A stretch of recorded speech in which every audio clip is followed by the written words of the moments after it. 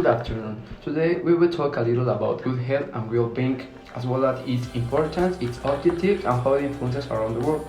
Well, first I will tell you about good health and well-being SDG 3.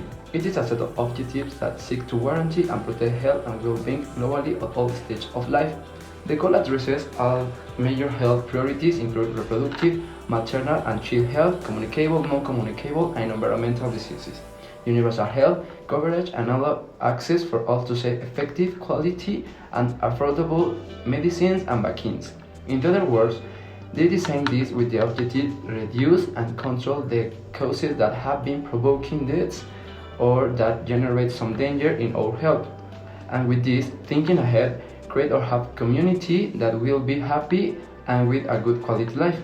This is so that various countries can have a better place in the World Happiness Report made by the United Nations, which is currently led by Norway as the happiest country on the planet. However, it is too important to mention that regardless of the reports and statistics, certain countries and cultures may be happier than others, even the other same economic and social conditions. Now, my partner Fernanda will tell you about the situation in Mexico.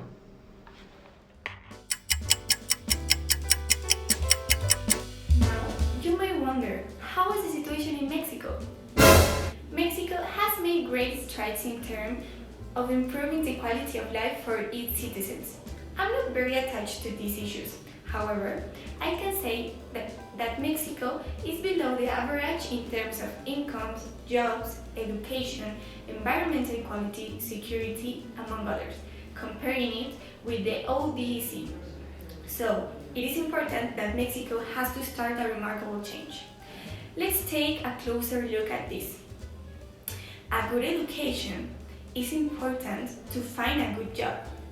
In Mexico, the 42% of adults aged between 25 and 64 have complete upper secondary education, well below the OECD average of 79%.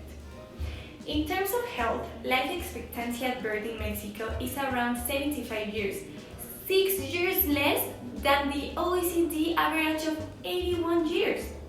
Of course, housing is essential to meet basic needs, such as shelter, but it is not just 4 walls and a roof. In Mexico, households spend on average of 18% of their gross adjusted disposable income on keeping a roof over their heads, below the OECD average of 20%. In terms of basic facilities, 74.1% of households in Mexico have private access to an indoor-flushing toilet, considerably less than the OECD average of 97%. It is important that Mexico do not give up on this situation and try to find new strategies despite being short of money and time. Now, let's go with my co-worker, Victor.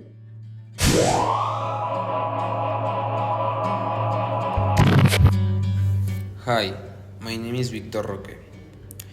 The world is facing one of the greatest crises ever seen. COVID-19 has left a global economic crisis affecting the stability of millions of people. SDG 3 has achieved several advances worldwide. For example, significant progress has been made in increasing life expectancy and reducing common aspects associated with infant and maternal mortality. But we need to make the most of it and exert more effort to completely eradicate a wide range of diseases and address many persistent and emerging health problems. The global situation is delicate because just as COVID-19 poses a global risk, there are many other risk factors which have demonstrated the critical need for preparedness. Not everything is bad, but of course many of us may have doubts about how to measure the global progress that has occurred and will occur in the years to come. This is where the OECD comes in.